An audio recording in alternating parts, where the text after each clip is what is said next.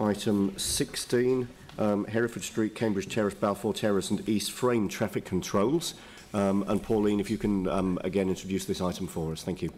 Yes, right. So this is just approving the road layouts and traffic controls relating to the recovery plan projects.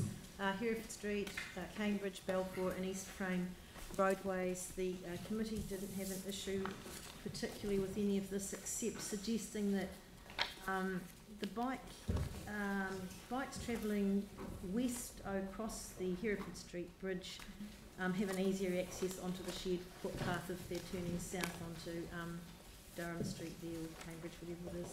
And the other thing was, so staff said they will address that, and the other thing was that we'll be losing the provision for taxis on the bridge, but staff are working with Otakaro for temporary taxi provision, which will be Hereford and Oxford Terrace area around there, and looking at more permanent solutions when needed later on. And oh yes, and the other thing is that actually staff are really proud of this, that the laneways going through the East Frame there, the road there, is going to have one mobility park for every block, and I think that Tim's quite proud of that achievement and we're really supportive of that. So once again I'm happy to move this as well. Thank you. Are there any questions on this? Yanni. Yeah, just two questions. Are staff aware of the time frame for the review of the accessible city plan? The accessible city plan, to a degree, in terms of the delivery of individual projects, is always under review. Every time council considers the long-term plan, we consider the realism and the order in which accessible city schemes are being delivered. That's, for instance, what council have considered this morning in terms of the timing of the Kilmore Street works, to do that section of Kilmore Street ahead of the town hall opening.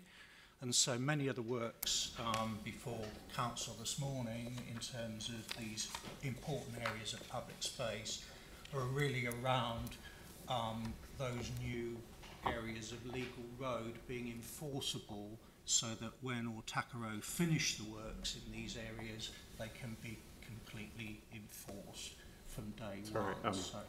My understanding is that Regenerate are currently reviewing the accessible city transport plan to see whether or not the benefits that were expected from it have been delivered. And I'm just trying to understand if we know what the time frame is for us to get that review reported to us, because we're being asked to make these individual decisions now. I'm not aware of. Aren't they reviewing the Central City Recovery Plan rather than the Accessible City? We were told the other day that that included the Accessible City Plan. I would imagine that would include the Accessible City had a programme business case developed for it.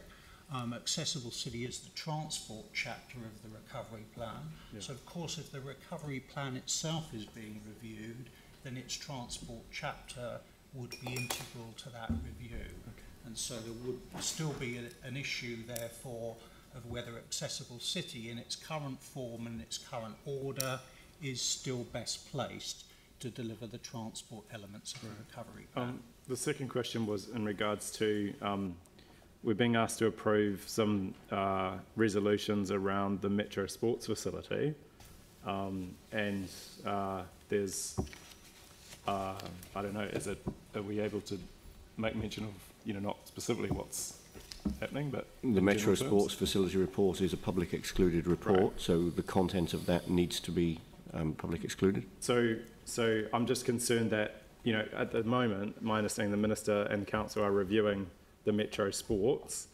We haven't had that decision, but we're now being asked to make a decision on some of the transport layout where we might come up with a different scenario depending on whatever is going to happen, but we haven't had that information yet.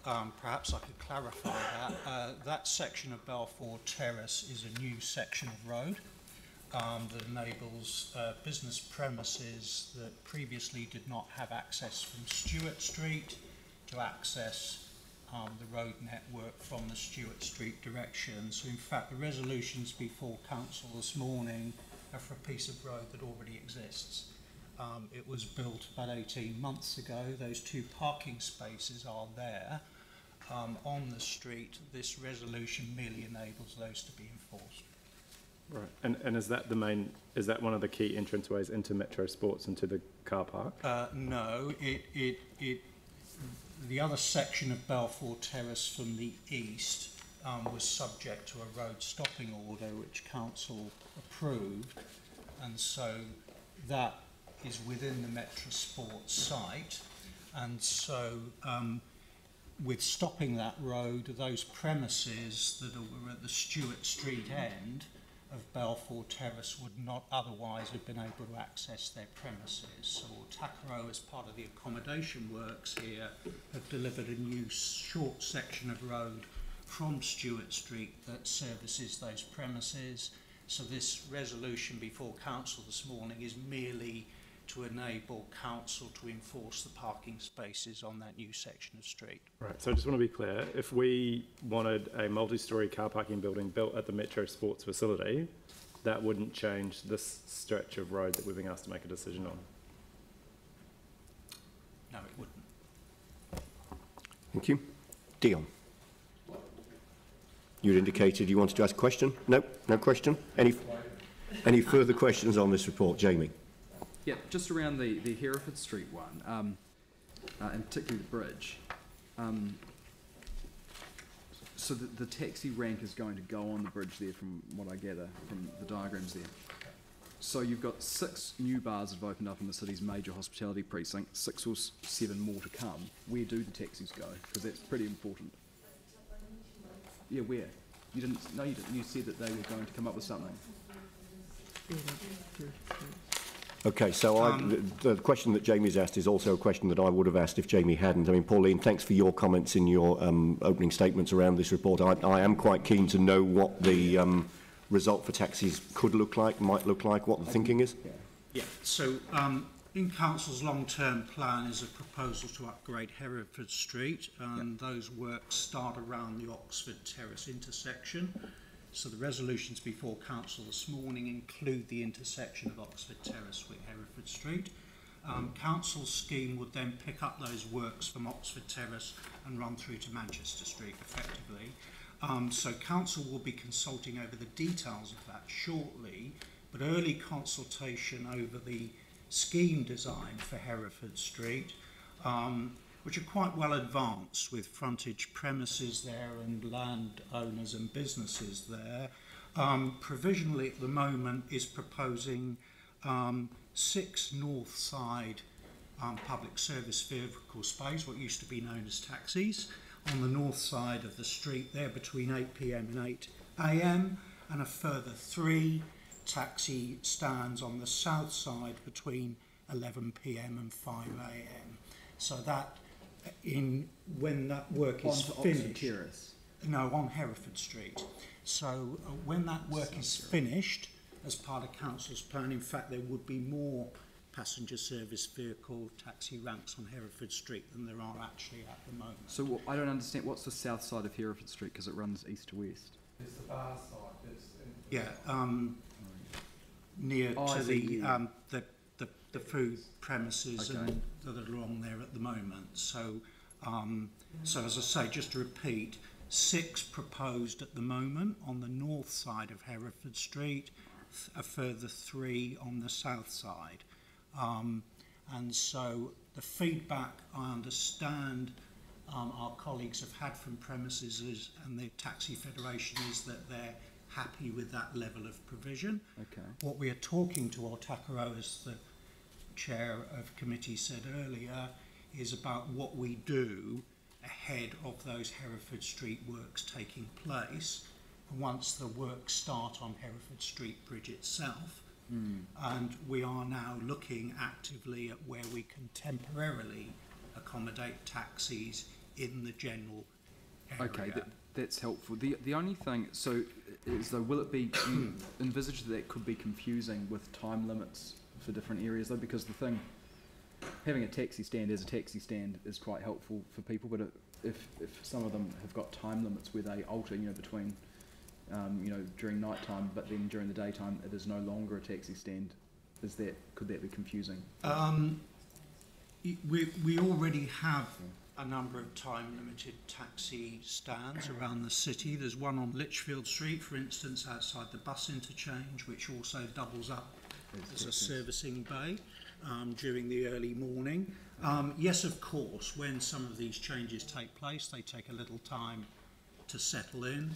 But in a way, one of the benefits of traffic resolutions in this way is that we have the flexibility that comes with amending the operation of these individual streets to ensure they continue to provide the best balance. And in each one of these cases, it is a really fine balance between the needs of servicing, mobility parking, taxi ranks, and the overall delivery of a streetscape enhancement. Thanks for the specifics on that. And if the business owners, as you say, are happy there, then that sounds like it's a good compromise. And they will get a further opportunity to make a detailed submission on that when we consult over that scheme. And of course, we would make any recommendations to council at that. Well, thanks for that. And one more question, if I may, Mr. Chair. And it's just around the signage, the no turnings into Oxford from Hereford. Well, there's more no turning signs than there are bars, and there's a lot of bars there. Is that overkill a wee bit? And two, has that always been the plan? I always, from my recollection, I thought that Oxford Terrace was seen as a shared space, not a no-go. Yes, the signage there is to enable Oxford Terrace to operate one way in a southbound direction. It also accommodates the tram, of course, coming across there, and so parts of the signals are directly associated with the safety of the tram moving across Hereford Street there. The intention of Oxford Terrace is to permit legitimate servicing and loading to those bars and premises there outside the peak pedestrian hours. But my understanding is there's really good agreement with the cafe and bar owners there that for that to work really well during the times of the day and evening that lots of people are there, then keeping the level of traffic down through there is an absolute desirable objective so that it becomes a pedestrian zone. So again, the balance struck there is early morning, late afternoon servicing, but outside of those hours, largely a pedestrian-only zone apart from the tram. So has that been a change? Because that's kind of been news to me a wee bit throughout the whole accessible city thing. I've seen it as, you know, that European shared space style, and now when I saw this document, it was no turn except authorised vehicles, which was slightly different than how I'd always envisaged it playing out. Not really. When the tram extension was resolved through there just before the earthquakes, that section of Oxford Terrace operated in the opposite direction. So it was one-way northbound then, and you could access it from Lichfield Street. So that, even at that time, it was envisaged that it would be one-way southbound only. My question isn't so much around the direction of traffic, though. It's more just around the banning of particular vehicles. I mean, my understanding is that the premises there are actually very supportive of that being a largely pedestrian zone, providing that they can get access to service those premises at certain times of the day. Okay, that's cool. So, and just finally, as far as how I'm reading this is that this is really the beginning of the process. There's going to be a wider conversation with people around this, so we can see how. For Hereford Street itself, yes. Okay, thanks. Thank you. Tim, and then Dion. Tim. Thank you. Just to clarify your comment before about the long-term plan, it's so the taxi stands moving into Hereford, both north and south sides. There's no money currently in the budget, and the money for that work to do to set those two stands up, both on the south and north side of Hereford Street, will be as an application for into the long-term plan for that funding. No, there is money in the long-term plan for the upgrading of that section of Hereford Street.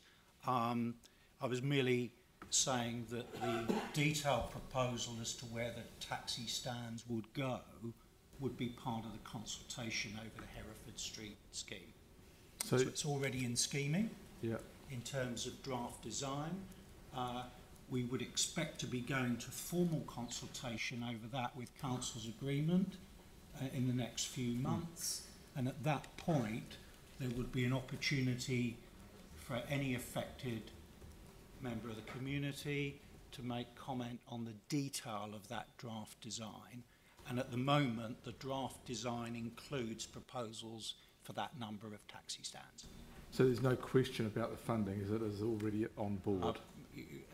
As long as the Hereford Street scheme stays within the long-term plan programme, which it features in at the moment, then there is no intrinsic question over the funding. How would it fall out of the long-term plan? Because, I mean, if we're going to move the taxi stands off the bridge, you can't wait 10 years to put taxi stands in, can you? If council made the decision to remove the Hereford Street scheme from the programme, that would be the only way that it would fall out. But if it's already scheduled on budget, well, it's not part of the long-term plan, surely, is it? It's part of the current long-term plan. You were about to discuss the new long-term plan. That's the issue. But given what we've just heard, of course, staff would be providing advice around the taxi stands and other features. If we were to think of making that decision, we would be receiving some advice on what the implications of it were, if indeed anybody was to propose that. You can't actually make the decision to remove it from the long-term plan because the taxi stands are being removed, so therefore that'd be, yeah. Yeah, I mean, that's the debate we would have if anybody were to move that we did remove this from the LTP.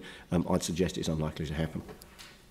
Obviously, it is unlikely to happen because you're already making the decision that it's been made to remove those, so the decision's already been made through necessity. And then there are things that flow on from there, which are that piece of work that's been referred to in the LTP, the Hereford Street piece. Yep. Dion. I just had a quick question about the east frame traffic controls. Why has it always been the intention to have parking in the east frame lanes? Yes, Hoonary Lane has always been envisaged from the early stages of the planning of the east frame to be a shared space, north-south street. And so there was always envisaged that there would be some limited parking and servicing within that laneway. And of course, because it sits adjacent to the park there, the north-south linear park, then again it's a balance between delivering a good pedestrian, cycling and walking environment, but actually there are also north-south dedicated cycle and pedestrian lanes through there. So in our view, some limited parking and servicing there is completely compatible with that shared space street there, and we're very pleased that Autakaro have been able to include within the design of that dedicated spaces for mobility parking on each of the blocks. Yeah, I understand that, but the question that I have is, we've taken all the parking off Worcester Street, Gloucester Street, Hereford Street, well, most of them off Hereford Street, all of it off Cashel Street, and made those streets no parking at all, which are streets. And then in the park, in the actual park in the east frame, we've put car parking in there, and we're putting 12 signs in what we've just spent $32 million on making a really nice park. So there's a bit of overload of signs, there's a bit of I think it's a bit backwards actually. We should have left the parking on the streets and actually had the park as you know, shared way. But why do we need parking there and not on the street? The changes to the parking on the east-west streets has primarily been around visibility and turning traffic from that new laneway in and out from those streets. So the way the resolutions have been framed here has been initially to remove the parking from them and then add the parking back in, commensurate with maintaining safe intersections between that laneway and the streets. So it's not been a case of removing parking from the east-west streets just as a point of principle. It's been removed where that laneway meets those streets to ensure that drivers can join and leave that laneway in a safe fashion. So some parking has been removed, yes, close to that laneway, but it's not wholesale removal and changing of parking. It really doesn't make sense. Let me explain. You've got 1, 2, 3, 4, 5, 6 car parks and 1 mobility park and a couple of scooter parks in the laneway, in each section of the laneway. Yet on Cashel Street, you've got no parking, and you've got several hundred metres of unimpeded space after and before the intersections, which, if you actually thought about putting parking and wanted to sort of not be backwards about it, in my opinion, you would have had it there. It's unimpeded. There's several hundred metres. You could probably get twice as much parking along those spaces. I mean, I accept that.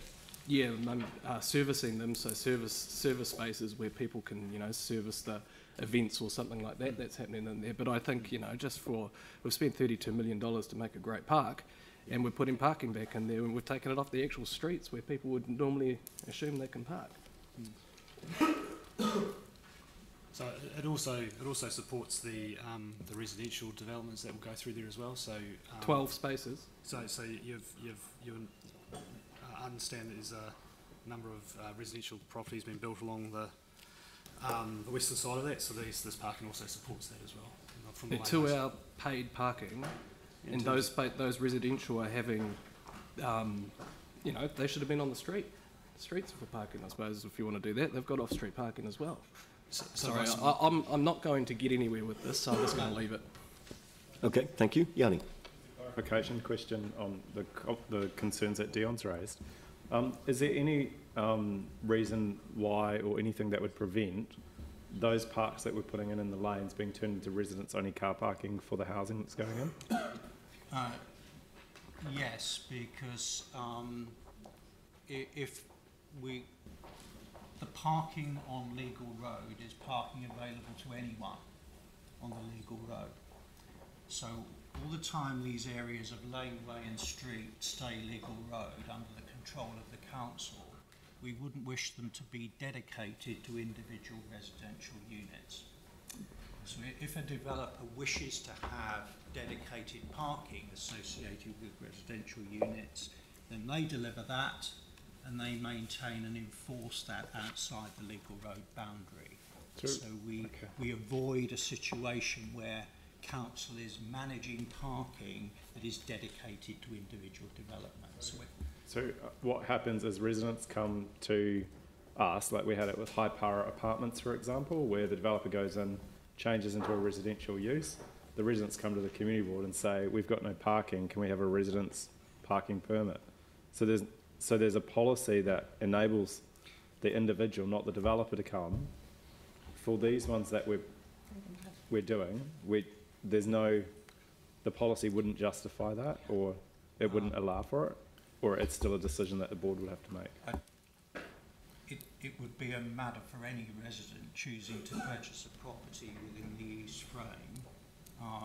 If they felt parking was essential to their needs associated with that dwelling, then I guess they would make their own decision as to whether the amount of parking the developer was able to guarantee them with those premises was going to meet their needs or not.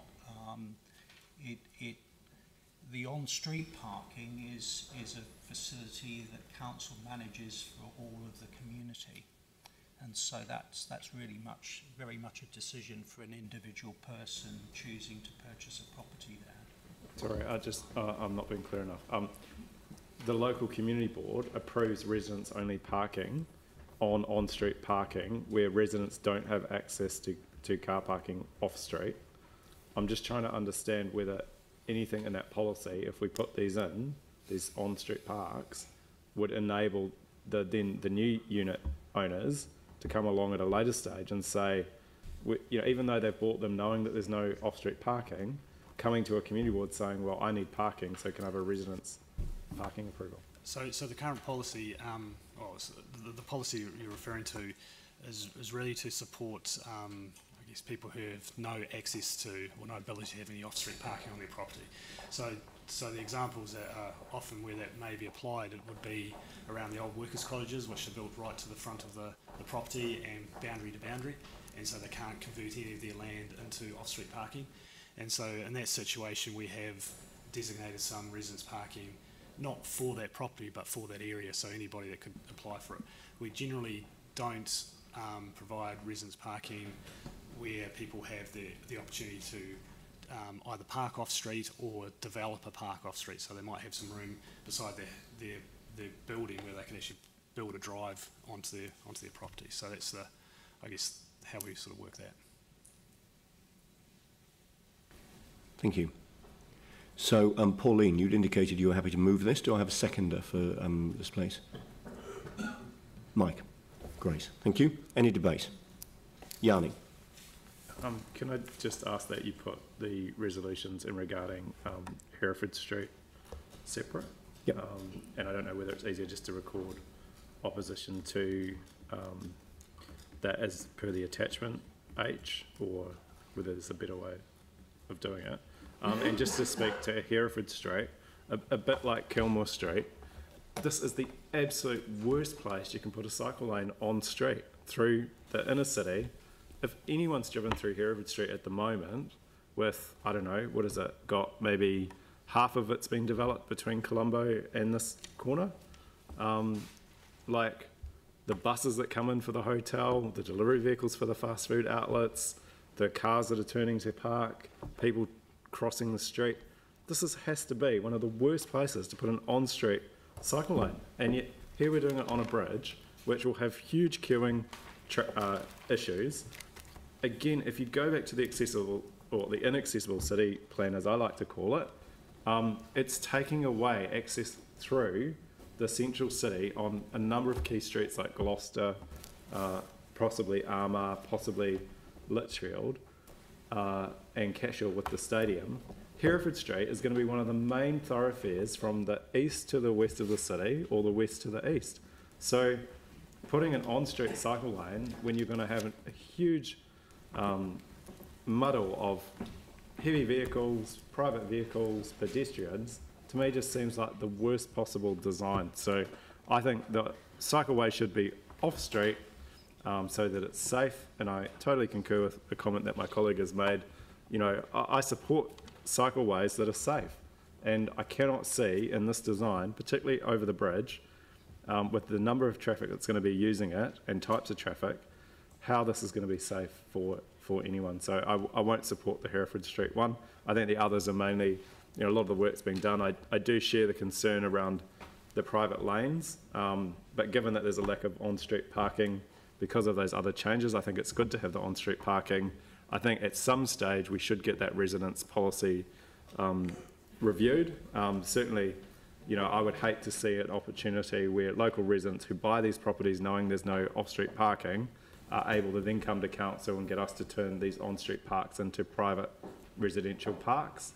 I can understand the historic need for it, but you know, this is a brand new development that has no off-street parking, and I would hate to be able to see a loophole there that you may need to be closed. So, but really against the Hereford Street design, I think it's crazy. The cycleway should be off-street, not on-street. Thank you. Dion. Could you also put the east frame separately as well, because I'm going to intend to vote against that, because I really don't think, I think the whole thing is actually back to front. We took all the parking off the street and then we go and try and put it into a park. I think it's, I just think it's backwards. And also putting 12 signs in each of those blocks. So there's 48 signs, because there's 4 blocks, going into the east frame, I think is just silly. And they're also, parking restrictions are 120 minutes paid, even on Sundays and the weekends. You know, we're lacking parking in the city for people just to casually come into the city during the weekends. And, you know, I think people, one of the things that people complain to me the most, well not the most, but a lot, is that they have to pay for parking on Sundays when they just want to roll into the city, have a walk around and, you know, check things out and stuff like that. So I won't vote for that. And also Hereford Street, if you've ever been to sort of the strip and that part of the city at night, it's chaos. And the parking around there, is, especially for taxis, is chaos. So I'll be voting against that as well, because I don't think moving them up Hereford Street is the answer. I actually think the answer is actually a shared way around on the bridge where taxis are going to naturally be. and actually naturally where patrons will go. I think we're trying to design a city, well, in some instances, design some of these parking solutions because it's what the engineers say, but actually is it what people are going to do and actually naturally use? And I think there's a good book that I've read by Jen Gall was, follow the sight lines or follow the lines of where people are walking, and then design the city or design your traffic and engineering stuff around that. People naturally are moving backwards and forwards because of the activities on either side of the river, and that seemed to be a logical place to actually fix it and actually make it better. And the other thing is the cycleway along there. The cycleway, you stop at the intersections with the cyclists, but where you're actually going to a shared path anyway. So there's the connection between the shared path on Durham Street and the cycleway on Hereford Street is actually not working. I don't think it works that well, because you stop there and then you're all of a sudden going into a shared way where actually the whole thing could be a shared way. But I just think there's a lot more work that should be done here and actually looking at how people are starting to use that part of the city.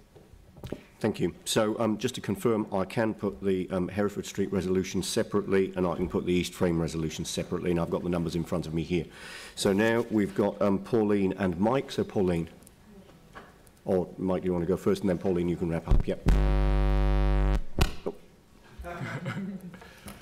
Thanks.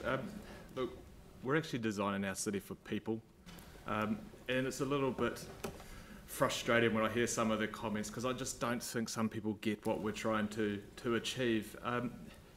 When we look at this area of Hereford Street, there's actually high pedestrian use. So I don't know where you'd want to put the cyclists. If you put them in with the pedestrians, there's going to be conflict there. It's actually a slow zone, it's 30 k's. Having a cycle lane is actually very important to give some cyclists some safety. Ideally, you'd love to have cycleways all over the place, but it isn't going to happen. So what we need to do is go down to the next step and actually put in a cycle lane. I just don't see where people are coming from, where they suddenly say, oh, we shouldn't be putting cycle lanes in our streets. We should just let the cars take control. That is just going backwards. Actually, we want to design our streets for every person that needs to use them, whether they are walking, whether they are cycling, whether they're in a vehicle. And that's what we've been doing. And to listen to this conversation about actually, oh no, we shouldn't have a cycle lane on this street, it's ridiculous. It's absolutely revolting. It's time we actually look forward, look to the next generations, look where we're heading. This city is going to keep growing and growing and growing. We know by 2040 there's going to be 70,000 additional vehicle movements within our CBD. We can't just let cars dominate our city. We have to encourage other use of transport, and that needs to be around public transport, bikes and walking. We need to make sure that those people that choose to cycle and choose to walk are safe. I have concerns actually with the shared paths we're putting in there, because I believe as our city grows, there's going to be a lot of conflict between cyclists and pedestrians. So that's why we actually need to do as many cycle lanes as possible where we can, to actually separate every mode of transport. I support this. I support this 100%. It will work. We've already had comment about how the cycle lane stops and there's a shared path right there. That's already been discussed right at the very start of this item.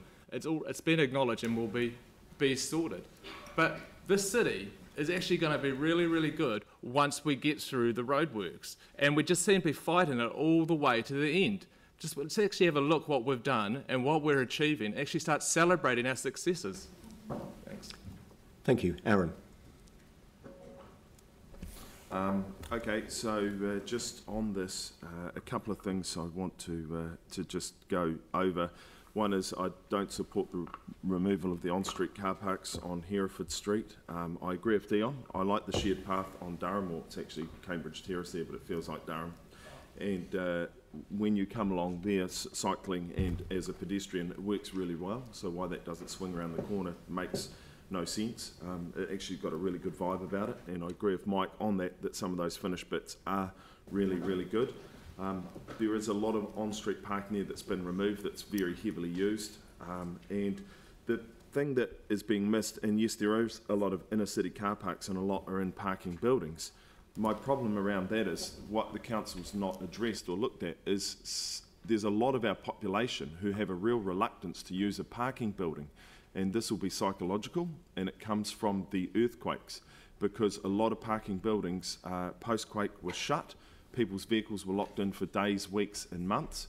Some of the parking buildings collapsed.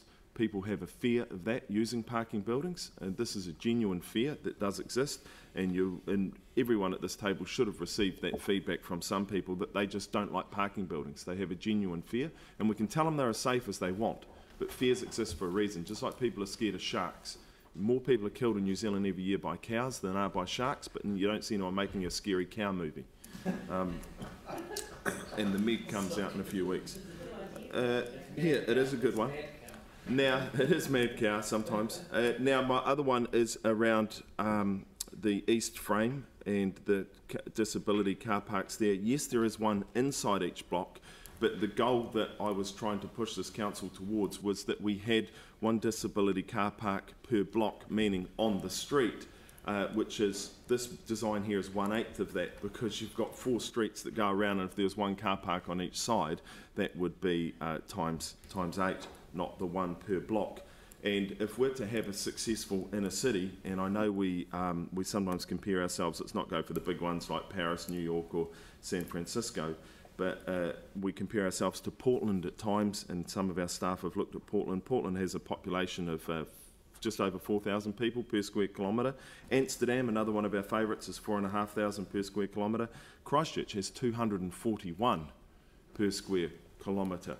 And we look at those cities and their designs, and we're applying that to a city that's just completely different. We don't have a city anything like theirs. And so if we want to have a successful inner city, we've got to stop blocking people out and changing our designs to something that we're not currently. So that I just can't support these. I haven't had any feedback saying take away car parking. That's all. Thank you. And Pauline, back to you to wrap up. Look, Mike, pretty much. Oh, Glenn, sorry, yes, and I did have you on my list, so we'll come to Glenn and then we'll go to Glenn, Jamie, and then Pauline. So, Glenn. Oh, sure. Thank you. More just a cautionary note. I support cycleways and cycle lanes. There's no problem there. I just feel, though, that every time parking is taken away, it starts to buy into a narrative that the council is coming down hard on people in cars, and I'm not sure that that's actually what we're saying. We're promoting cycling, but we're not coming down. Some people need, or a lot of people still need cars, and so what I'm trying to say is I think we need to more take the community with us. I have a question over whether we're starting to get a bit dogmatic over the promotion of our cycleways and cycle lanes in our planning, to the point that it's just getting people's backs up. So I just want to say, look, let's just try and find a reasonable line. This doesn't look too bad to me, but I think in all our cycleways and lane planning going forward, we just need to keep listening to the community. We might think we know the right way over cycling, etc. I'm a cyclist, it's great, but we've got to take people with us. We can't just get remember there's a lot at stake for the council at the moment in the wider council narrative, so let's just go easy with the community. Thanks. Okay, so Jamie, Sarah, and then back to Pauline. Jamie. Okay, I'll keep this brief. I'm fine with the East Frame treatment, but I'm really voting against the Hereford-Oxford portion, so if you put that separately, that would be most appreciated. Few of those reasons why is really the taxi congregation. I think that they do tend to congregate on the bridge because it makes sense, it's intuitive, and I think we can tell people what to do all we like, but if it's not intuitive, then I think it will be problematic. It's a convenient access point and drop-off point for the Terrace, BNZ Centre, the farmers market, and I think people want to go there because or like to be dropped off there just because it does make sense. So I think moving that around and telling people that they're going to go somewhere else where they probably might not feel as comfortable being dropped off there will be problematic. The other aspect of it is, and it's a theme that's come up many times, which is just trying to do too much in one street, and that's what I feel we're doing again with Hereford Street here. You've got the buses, you've got the cyclists, you've got pedestrians, you've got private cars. I just don't think that that you need to, that a street needs to be a jack of all trades, master of none. I think that you should pick different roads for different things. You've got a south frame which runs east to west, where I think it would be far more logical to have sprawling cycleways down there. Hereford Street, way too much going on, and with the amount of development that has gone on there, Terrace being completed, B&Z Centre is completed, ANZ completed, it's just going to be overload, and I think it's probably not that complementary to the good development that has happened around there. And finally, the overload of the signage. I just think that it's like redoing Confusion Corner down outside C1 again. So I just think it looks ridiculous, and it's confusing to look at it, and will be confusing for residents. So the Hereford-Oxford intersection there looks utterly inaccessible, so I won't be supporting that. Sarah, and then back to Pauline. Sarah. Thank you. The central city was dying well before the earthquakes, and if we simply go back to the old way and ignore all of the international and national evidence, then future generations are going to look back at us and say, what the hell were you thinking? We are rebuilding for the future. We are rebuilding a city that is going to be shared, it's going to be electric, it's going to be low carbon, and it's going to be sustainable. We need to think big picture. We need to look at how all of these connect in with other parts of the city, and we need to get this done now. Thank you. Pauline. Yeah, thank you. Look, I agree with what Sarah said too, and part of our co-opera, if you like, is we're embracing mode choice. So what we do is when we've got any street that we're renewing or making changes to, we must put a provision for people who are cycling down there to be safe. It's not a cycle way, it's not a separated cycle way. We've got to be careful we don't mix those two things up. But it's providing a safe lane for cyclists to be able to cycle around the city in. And we are designing a city for the future. I really hope that Councillor Johansson decides to support that, because otherwise you're asking cyclists to cycle dangerously on a road that they may choose to cycle on. And they have every right to choose to cycle down that street. And I hope they do. Train of thought. Oh, there was something else I was going to say about that. I think the mayor put me off poking a nose in the door. I thought, oh, have I said something wrong already? So no, we are building a city for the future with modal choice. We need to keep people safe. Also, I don't see any issue with people catching a taxi, not on the bridge, but just a couple of steps away on Hereford Street. They're going to be walking or stumbling around there, and they'll find the taxi. I don't think that's a big issue. I think the bridge is going to work really well. And as I said, we have addressed that issue of getting onto the Cambridge Terrace shared cycleway there, Dion. So all in all, I think this will be a good outcome. So I'm happy to support it. All right, so this has been moved and seconded. I've been asked to put some resolutions separately, so I'll put Hereford Street separately first, which is items 1 to 11 and 26 to 29. So Hereford Street, all those in favour, say aye. Aye. Aye. Against? No. Can we have that recorded, please? So the noes, can you just raise your hands, please? So that's Councillors Johansson, Cowan, Swiggs, Gough and East, and Manji against. So that's carried. And then I've been asked to put the East frame separately, which is resolutions 37 to 49. So on the East frame, all those in favour, please say aye. Aye. Against? So that was Swiggs and Cowan against. And then the remaining resolutions, all those in favour, please say aye. Aye. Against? That's carried. Thank you very much. Now, the Mayor is waiting, so I'll vacate the chair so that Leanne can take over, and we'll move on.